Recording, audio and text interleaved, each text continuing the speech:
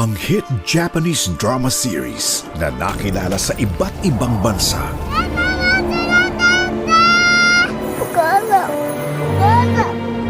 Isang anak na nawala at nawalan. Naghahanap ng pagmamahal ng isang ina. Mama! Mama! Sino si Grace? Pagkatapos ng mahabang paghahanap, Tataka ka, gutom ka.